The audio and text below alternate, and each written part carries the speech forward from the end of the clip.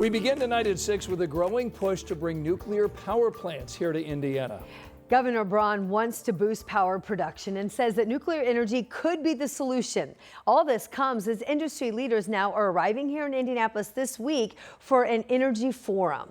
Rich and I talked to the governor of Indiana and other stakeholders today about this push for nuclear power. The demand is on for more energy, turned up by AI and companies looking for places like Indiana to build data centers. Companies want to come here. None of us as states have kind of figured out how you're going to get from where you have no extra capacity really to spare, who can get it first in a way that can accommodate all these opportunities. Governor Mike Braun believes nuclear energy is the solution. A Purdue University study conducted for the state concluded that new generation small modular reactors, or SMRs, are a viable option for carbon-free, always-on electricity in Indiana. The study identified 8 coal plants that could be converted to nuclear. Indiana-Michigan Power has already applied for a $50 million federal grant to develop an SMR to replace the coal plant in Rockport on the Ohio River in Spencer County. SMRs are operating in other countries, but none yet in the United States. It simply is not viable in terms of the private market financing, and ensuring nuclear power requires significant subsidies from American taxpayers to deal with the waste, to deal with the proliferation issues. And then when it comes to the construction, financing, planning side, guess who's on the hook for all of those costs? Ratepayers. Customers will likely see their electric bills increase. But new law in Indiana requires that companies needing large loads of energy pay 80% of the cost to build new power plants. A lot of people are concerned that data centers will use all of our electricity and water and that our citizens will be left high and dry. That is not the case. We're inviting data centers to come to Indiana, those who really want to partner with Hoosiers in order to bring us the additional generation, transmission, and even water capability that we will utilize in the state for generations to come and help pay for it so ratepayers don't have to have that burden. The governor believes a nuclear power plant could be operational in Indiana in 7 to 8 years, if Indiana acts now. So just because nuclear does take longer to build out than some other types of resources doesn't mean that it's not viable or that we shouldn't be starting today. As Governor Braun has identified, we have an opportunity before us, and it's whether Indiana is going to follow or lead. That's Rich Nye reporting. And the history of nuclear energy and weapons around the world always brings concerns about safety. This is the very same technology that's used in submarines and aircraft carriers, but it's at a much larger scale. This study from Purdue says SMRs have inherent advanced safety features. Purdue is now exploring with Duke Energy a small modular reactor that could power the entire campus and region.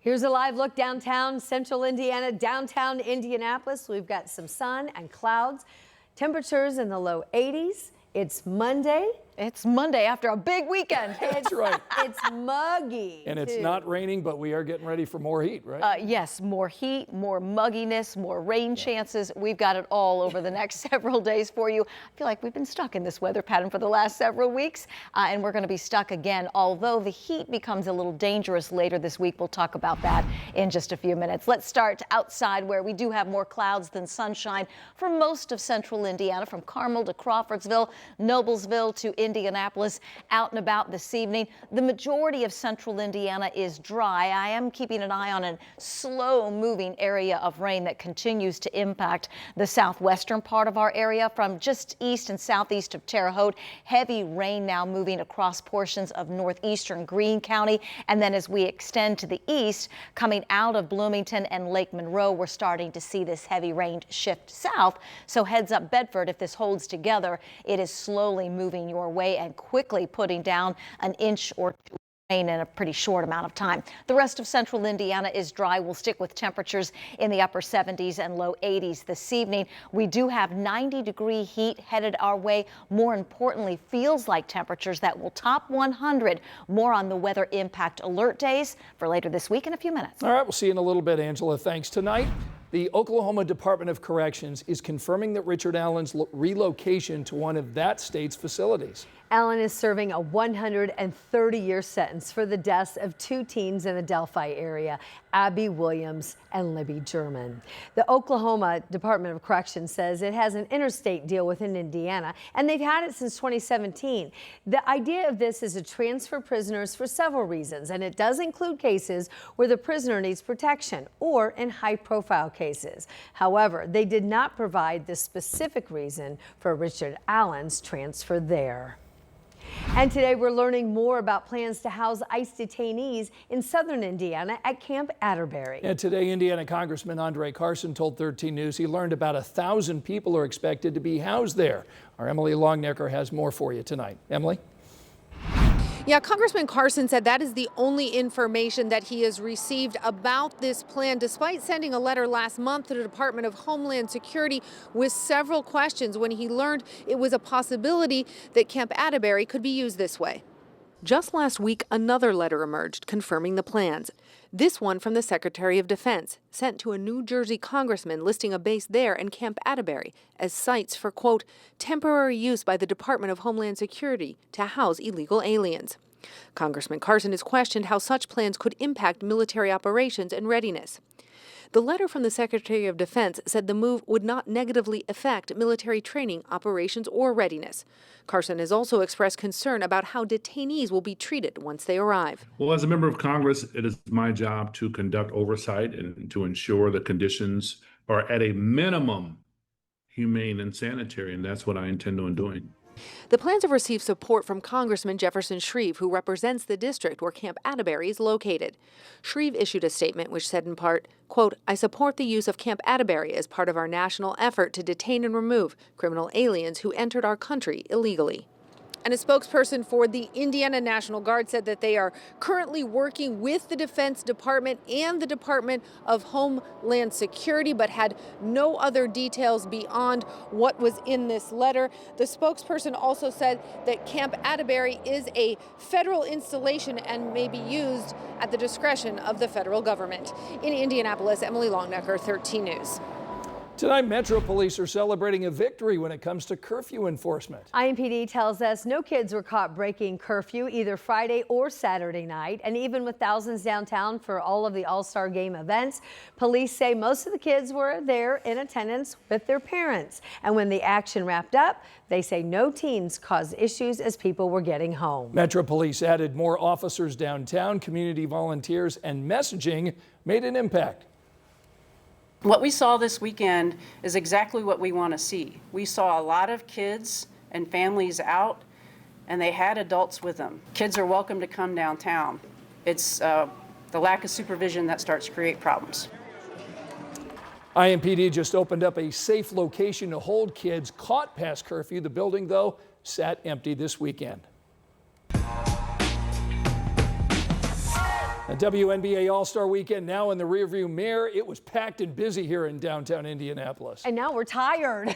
On this Monday, there was so much excitement from all the events. So from the game to the events, the challenges, and all the parties, we went out today to see how our local businesses saying that the crowd was for them. Ella Rhodes spent the afternoon checking in with a few local businesses, and she joins us now live in studio. Oh, Ella, what a weekend it was.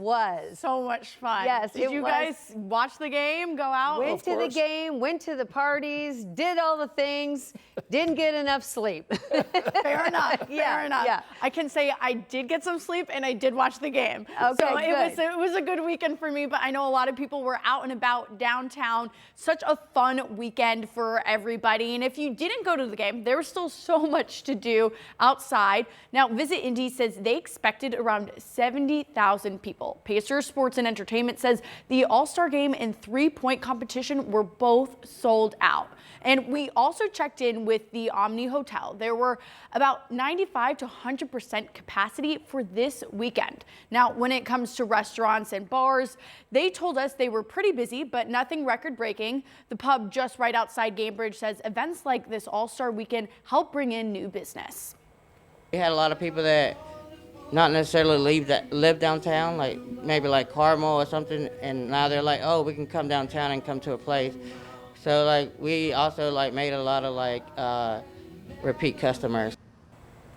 Now, the district tap right around the corner from Gainbridge says they had steady business on Friday and Saturday, but if Caitlin Clark was on the court, they say they would have seen some more people. And we are just waiting to hear from the airport about numbers for everybody that was traveling for this weekend, because we expected a lot of people in town. So when we get those numbers, we'll be sure to share them. Yeah, I saw some pictures online on social media. There was a long line out the door, like at 5, 6 o'clock this morning.